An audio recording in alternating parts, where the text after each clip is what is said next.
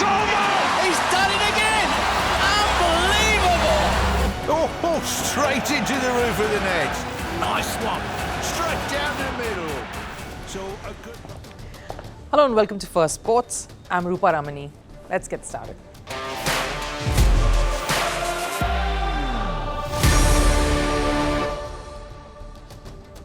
On the show today, there is some cricket news. How will Gautam Gambhir and Suryakumar Yadav era in Indian cricket move forward amid all the confusion and chaos that preceded these two finally coming together? Will they be able to handle the egos of a team in transition? What challenges lie ahead for the Indian cricket team? A preview to the most important series against Sri Lanka starting this weekend. That's coming up. We haven't even witnessed the opening ceremony of the Paris Olympics, and yet the fireworks have already begun. There was drama and violence that erupted Argentina's match against Morocco. We'll get you all the details around that controversy and the road ahead for Argentina after they brought upon the wrath of France thanks to the ill-thought-of victory celebrations at Copa America. And away from all the hatred and acrimony is a story of love, or is it as simple? One of the biggest medal hopes for Slovenia withdraws from the Games because his girlfriend was not picked. But the story is a little more complex than this. More on the show, but first, the headlines. Starting with tennis and the Olympics, men's world number one, Jannik Sinner of Italy has withdrawn from the tournament. The Italian was diagnosed with tonsillitis. Sinner will be replaced by 207th ranked Andrea Vavasori in the men's singles event. Coco Gauff has been named the female flag bearer for the US Olympics team. The tennis star will carry the US flag along the NBA star LeBron James. Gauff is the youngest American to have gotten this opportunity. She's also the first US tennis player to get this honor. Canadian women's football coach has stepped down from the opening match duties at the Paris Olympics. This is over the spying scandal that broke out a couple of days back. The assistant coach and a team analyst were expelled after New Zealand's team reported that a drone flown by Canadian staff disrupted their training. Football's global governing body, FIFA, has started disciplinary action against Canada. Over in football, European governing body UEFA has sanctioned 7 countries who participated in the Euro 2004. They are Serbia, Croatia, Romania, Slovenia, Austria, Hungary and Albania. They have been punished for their fans' racist and discriminatory behavior. They will be paying a total fines of around $250,000. And in cricket, reports say Indian Premier League officials have proposed changes ahead of the 2025 auction. Franchises suggested that the mega auction should be held one in every 5 years instead of the 3 that is originally planned. Some officials also proposed that teams must be allowed to retain 4 to 6 players. Increment for players so that they aren't poached was also one of the suggestions.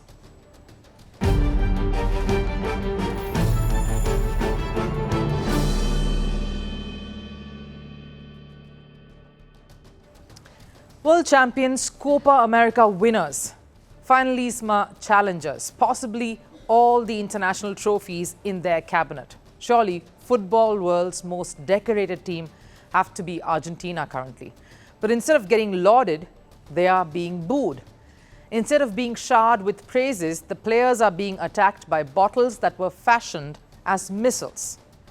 From victory parade to the walk of shame, Argentina football finds itself in a place that they never imagined to be.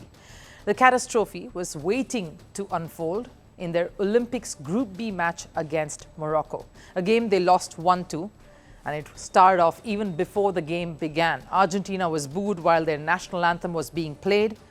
The Argentina players were targeted by hordes of plastic bottles and cups.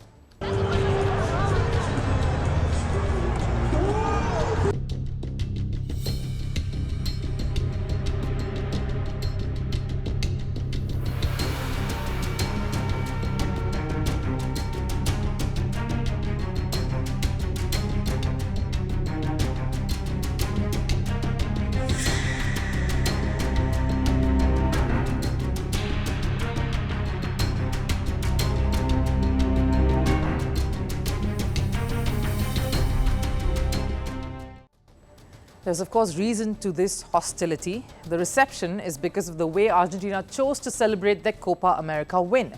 Some of the Argentina players were caught on video singing a song that was racist and was meant to demean French players.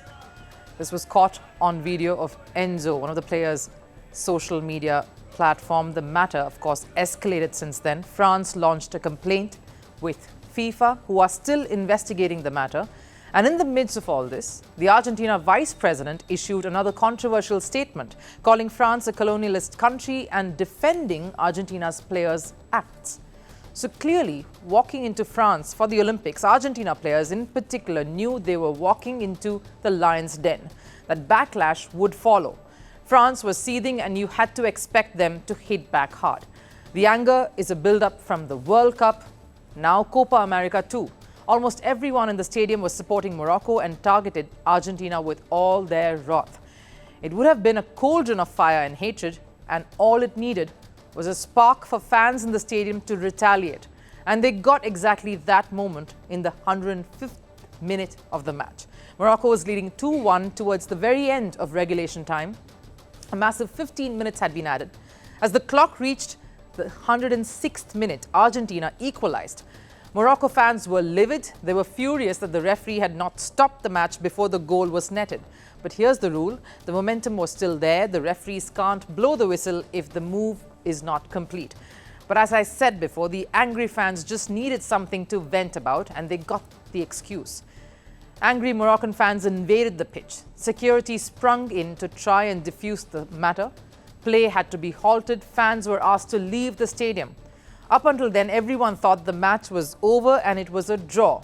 2-2, Argentina had somehow managed to get past a hostile environment to hold on to their nerves and level scores. But no, before the players returned to pitch, and that took almost 2 hours, VAR disallowed Argentina's goal due to offside. Everyone in the Argentina camp was up in arms. The players, the fans, even the coach, Javier Mascherano, who called it a circus. I have not been a coach for long, but never in my career as a player I have seen a situation like that. It is a circus. It is a disgrace that this should happen and poison the tournament. This wouldn't even happen in a neighborhood tournament. It's pathetic. Now, I understand the anger in the Argentina camp. For 2 hours, the team thought they had drawn the game. There was relief, but they had to come back again, play for 3 more minutes with the scoreboard staring down at them, and walk away a defeated, deflated and cornered side. And it has not been an easy few days for the Argentina team. Even before the match against Morocco took place, Argentina players claim that a lot of their personal items went missing, that they were robbed in Paris. So after this match, Mascherano and the Argentina team must have felt VAR robbed them too of a crucial draw. But VAR, for their part, released the footage after the match to clear any confusion.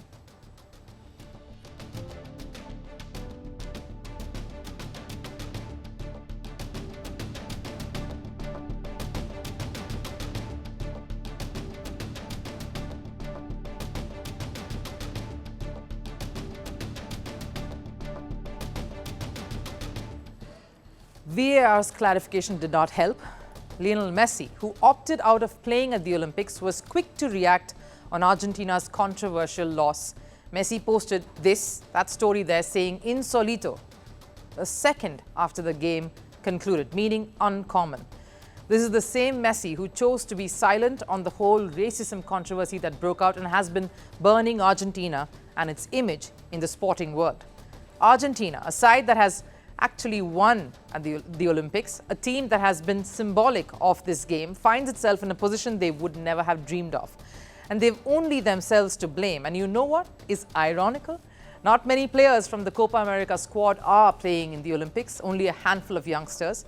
But the anger among fans and the football world is not against players alone. It is against the whole nation. And this was just Argentina's opening game. There are many more encounters yet. And if Argentina and France face each other in the next round, expect all fireworks and more.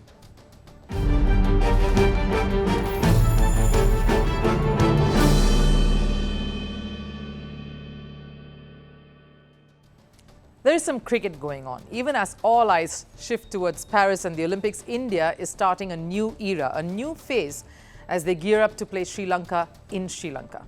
In the T20 and ODI series that's starting this weekend, the biggest talking point is around the new captain and coach, Suryakumar Yadav and Gautam Gambhir. And the pair are stepping into massive shoes, that of Rohit Sharma and Rahul Dravid.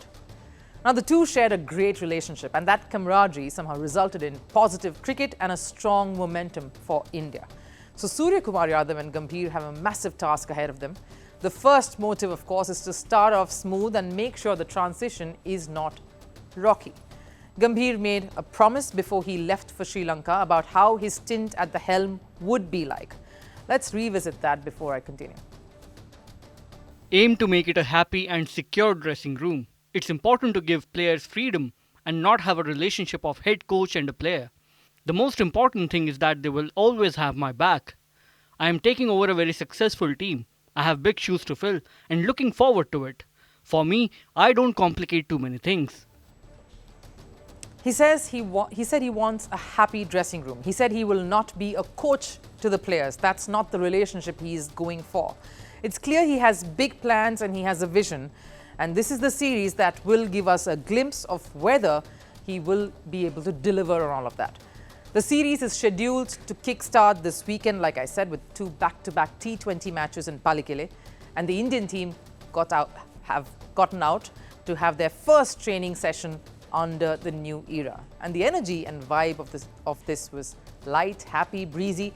It was like a shift from all the confusion and chaos that had preceded this moment. But let's be honest, there was a lot of deliberation and a lot of back and forth between BCCI and Gautam Gambhir, with the board being forced to go back in their selection of Hardik Pandya as captain and Sky coming in his place. So there will be a lot of hurt and bruised egos to manage, and that is paramount in Gambhir and his team's agenda.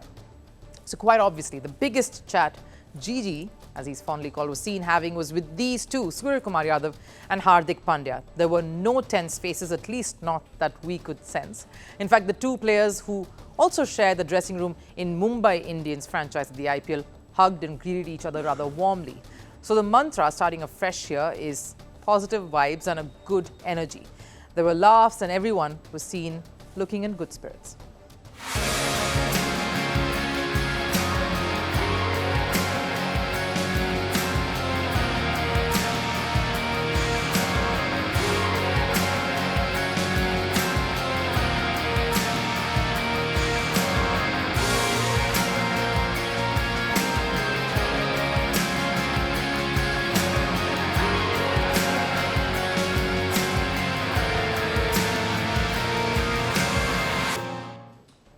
Now, the team they are taking on is no pushover, but India will be foolish to not realize that they are overwhelming favourites to deliver a whitewash against Sri Lanka.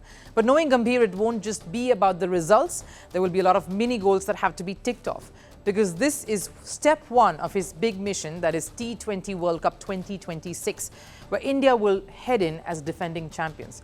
We'll get a first-hand glimpse of Suryakumar Yadav as T20 captain. How will Hardik be under a young captain? Will Shubman Gill continue his form with the bat as the responsibility of vice captaincy sits on him? How will some of the youngsters who will get a chance here in this series grab those opportunities? Riyan Parag, for instance, has waited for many years for this moment. Rinku Singh holds so much promise. It's a litmus test for many in India to see who are some of the players who can fit into the void that Rohit Sharma, Virat Kohli and Ravindra Jadeja have left behind. Can Washington Sundar cement his place in the Indian scheme of things, especially after being in and out of the side because of his injuries and inconsistency? Who will shoulder the responsibility of the lead pacer in Jasprit Bumrah's absence? Who among Arshdeep Singh, Khalil Ahmed and Mohammad Siraj will step up to the challenge and own it? This is what Gambhir and his team will watch, observe to shape India's future T20 side.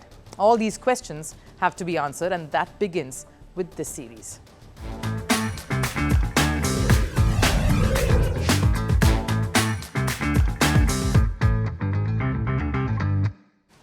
Olympic so far has all been about terror threats, security concerns, a city rustling up to get everything in place for the biggest spectacle.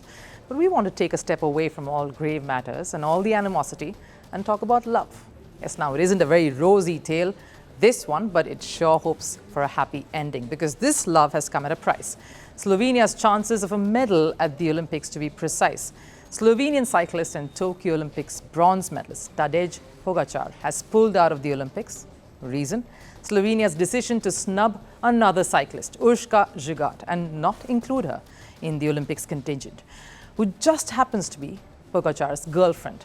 Zigart is herself a double national champion in cycling's road race category. So was Pogacar's decision to pick his relationship over the glorious Olympics a just move? Or is there more to this dramatic, love-torn couple? One thing is certain, Pogacar is sure to win the Best Boyfriend award by a mile. Here's more.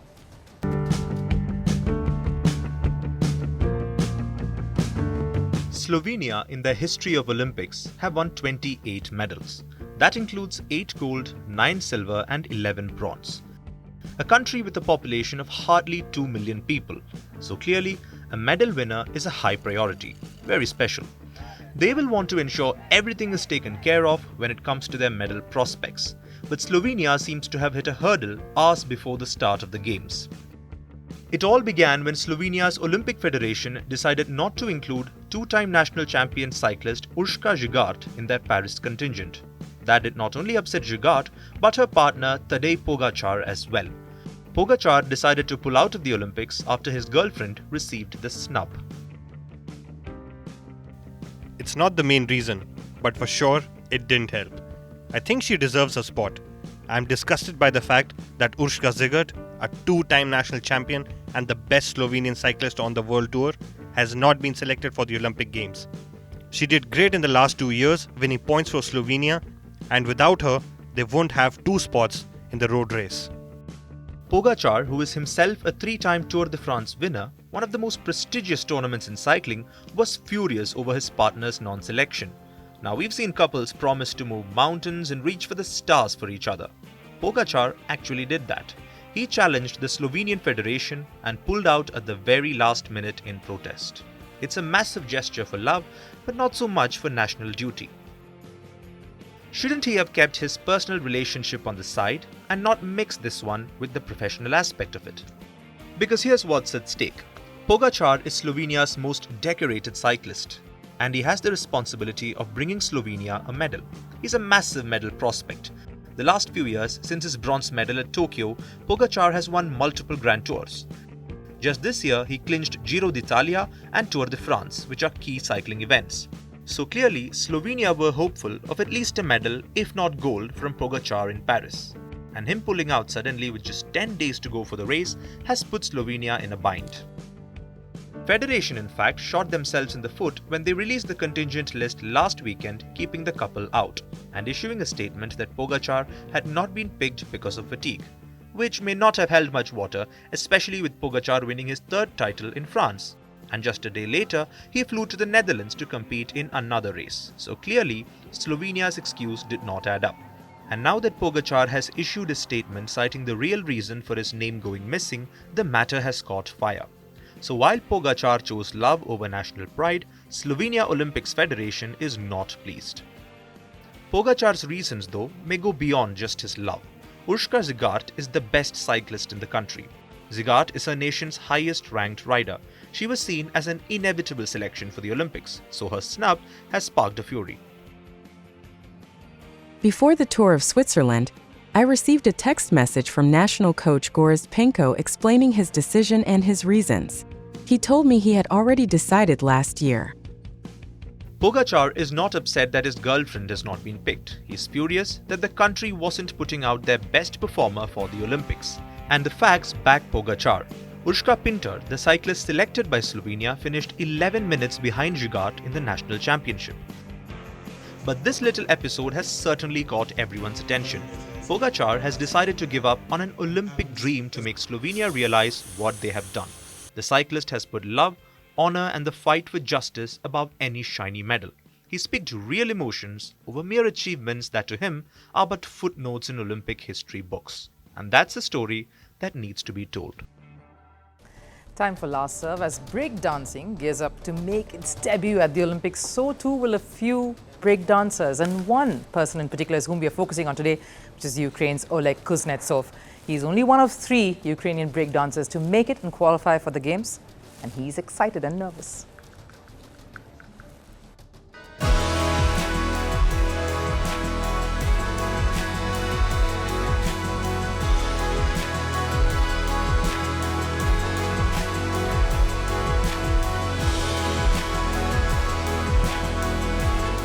Dancing, you know, and I see in the representation of my country at the Olympic stage is the mission for me. So I see it as a mission, but I'm really glad that I have a chance to represent the country.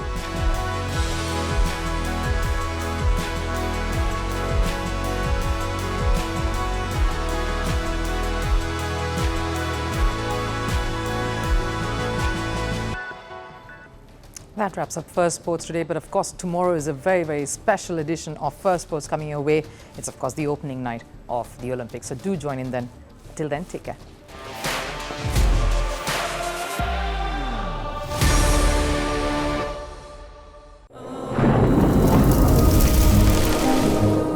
Climate change is on our doorstep.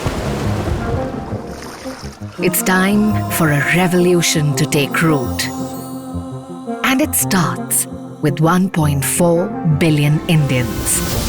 It starts with one tree for humanity, one tree for Mother Earth, one tree for our future.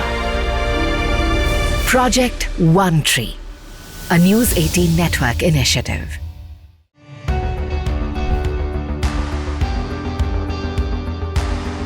Across continents, one powerful news source.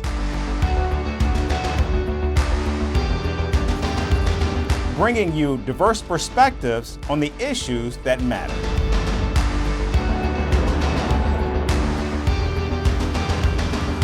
We go beyond the boundaries to give you that little extra about every sporting moment.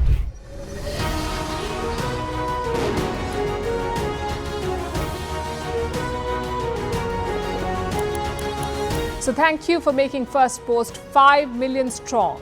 We're counting on your support, and you can trust us to bring you the news unfiltered and unvarnished.